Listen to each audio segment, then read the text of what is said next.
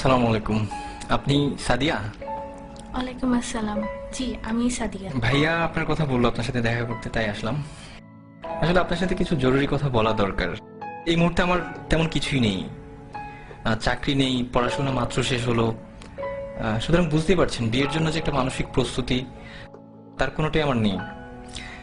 আর আমি জানি ভাইয়া আপনাদের ফ্যামিলিকে অনেক পছন্দ করে, এই জন্যই ভাইয়া চাই যে আমি আপনাকে বিয়ে করি। জি, আমিও তো তাই চাই। আসলে আমি আপনাকে কি বোঝাতে চাচ্ছিলাম আপনি হয়তো বুঝতে পারেননি।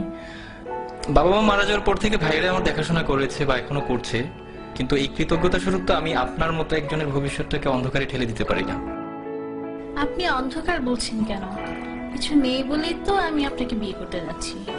ধরুন আমি একজন টাকাওয়ালা কাউকে বিয়ে করলাম, কিন্তু বিয়ের পর দিন তো সে মারাও যেতে পারে, অথবা তার সব সম্পদ ধ্বংসও হয়ে যেতে পারে।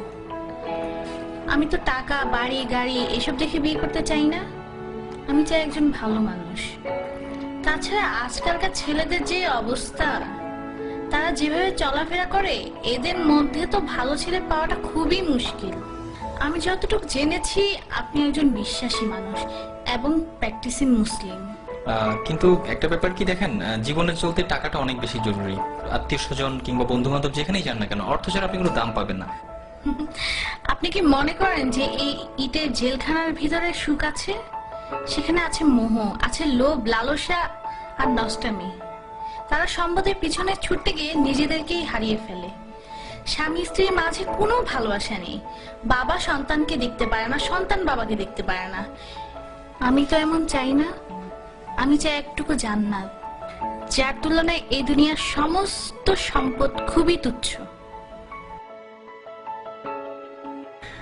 আমাদের বিয়েটা ছিল খুব সাধারণ। মসজিদে গিয়ে বিয়ে করলাম, এরপর কিছু জিলিপি কিনে গরিবদের মাঝে বিলিয়ে সারাদিন দুজন মিলে ঘুরলাম।